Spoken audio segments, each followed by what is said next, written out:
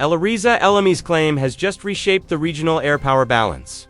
With its self-reliant defense system, Iran has now shifted from a defensive posture to actively hunting down the enemy's advanced aircraft. The losses are massive. More than $2.8 billion, or approximately 45 trillion rupee on U.S. military funds has vanished due to the failure of their technology in the face of Iran's new system. This is no longer a matter of a border dispute, but rather the systematic destruction of the most valuable air assets belonging to the U.S. and Israel. Let's take a look at the list of military equipment that has been forced to land permanently.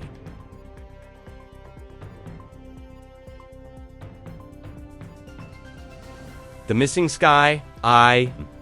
One piece of military equipment that immediately captured the world's attention and remains a mystery to this day is the MQ-4C Triton, the United States' most advanced reconnaissance drone.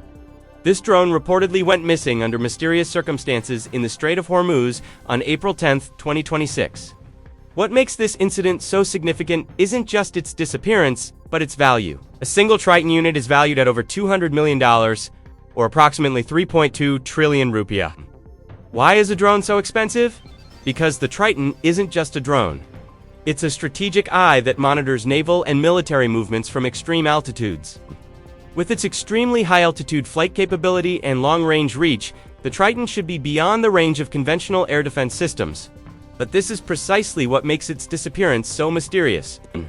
Speculation is running rampant. Some point to a technical failure, supported by a 7,400 transponder signal emergency code indicating a loss of communication with the remote operator. Others suspect electronic warfare interference. But the strongest speculation points to one thing. The Triton was shot down by Iran, especially after reports emerged of the discovery of electro-optical and infrared systems in Iranian territory. If this is true, then one thing is certain. The detection and interception capabilities of Iran's air defense systems have advanced significantly.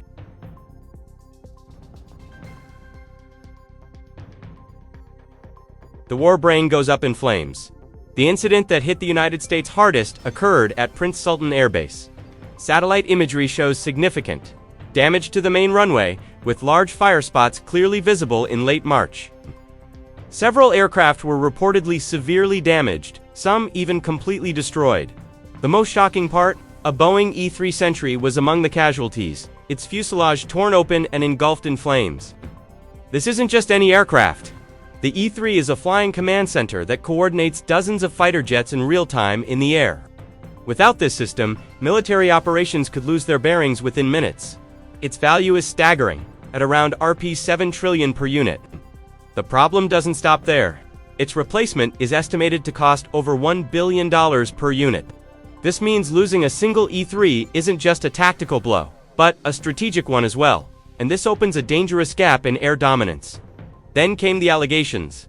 Russia was behind Iran's precision strike on Prince Sultan Air Base, aided by satellite imagery. Tactical, I shot down.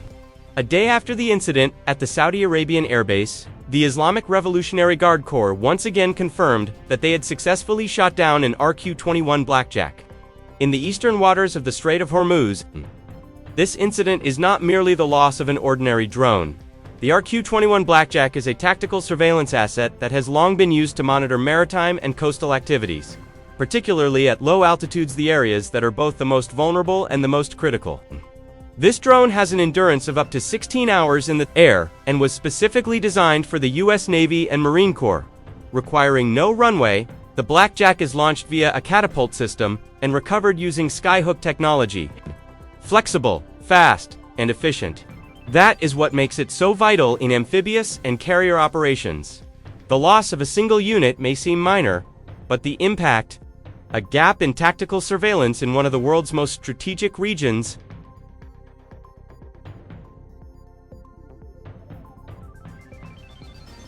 The weapon turns on its master.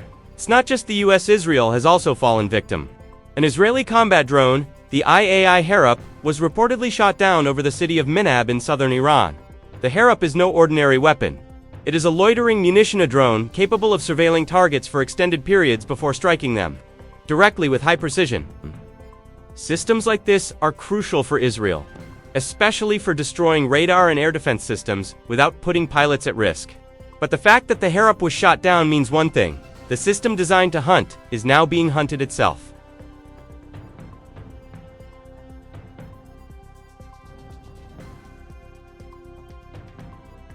Reapers falling. However, the military equipment suffering the most losses in this conflict is the MQ-9 Reaper. Recent reports indicate the United States Air Force has lost up to 24 of these combat drones in clashes with Iranian forces. That is no small number. Some incidents were even clearly recorded. The most recent incident occurred on Keshem Island on April 7th, when another Reaper was shot down by the IRGC's naval defenses. With a value of around $30 million per unit, this loss is not only significant financially, but also strategically. Because every Reaper lost means a reduction in America's surveillance and precision strike capabilities in the region.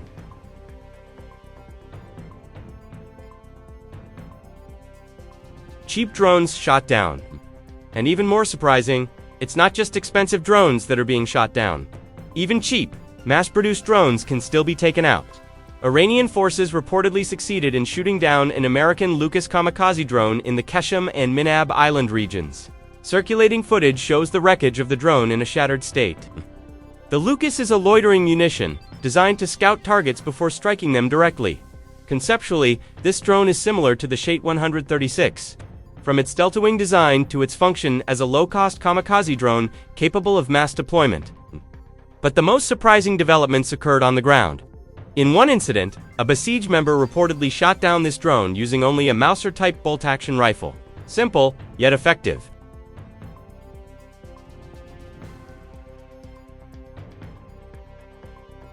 Maritime surveillance asset damaged. Iranian attacks reportedly damaged critical U.S. aerial surveillance assets in Bahrain, including the Boeing P-8 Poseidon. The targets were not only aircraft but also hangars and operational facilities at Sheikh Issa Air Base. The P-8 Poseidon is the backbone of maritime surveillance, monitoring maritime movements, detecting submarines, and overseeing strategic routes, such as the Strait of Hormuz. Damage to these assets is not merely a technical loss. It is a direct attempt to blind U.S. maritime surveillance in the region.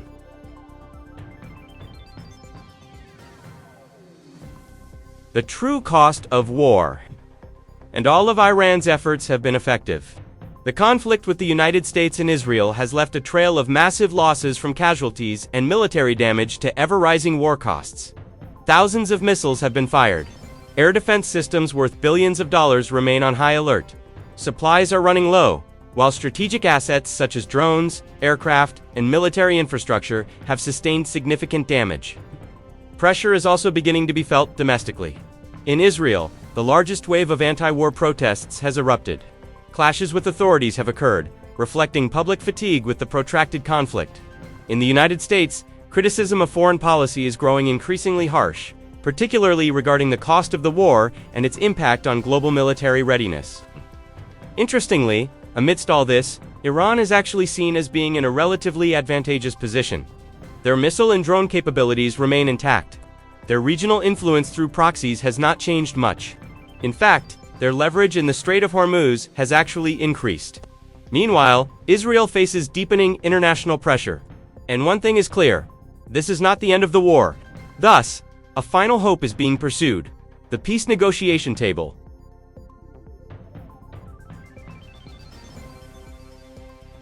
Failed peace. Unfortunately, the peace talks between the United States and Iran in Islamabad, which had initially offered hope, have now officially ended without an agreement. After lengthy negotiations, the two sides failed to find common ground, particularly on crucial issues such as the Strait of Hormuz and the scope of the ceasefire. This failure was immediately followed by a military blockade, marking a return to open escalation in the region. Amid the collapse of diplomatic channels, Iran remains in a relatively strong military position. U.S. intelligence assessments indicate that roughly half of Iran's missile launchers remain intact. Additionally, thousands of drones and coastal cruise missiles stored in underground facilities are difficult to detect, let alone destroy. Furthermore, Iran's air defense system is claimed to be capable of intercepting and even hunting down advanced fighter jets, including fifth-generation models, as well as shooting down hundreds of drones and a number of cruise missiles. This means one thing: diplomacy may fail, but military strength remains ready. And at this point, the world is once again faced with the same question. Is the next war already on the horizon?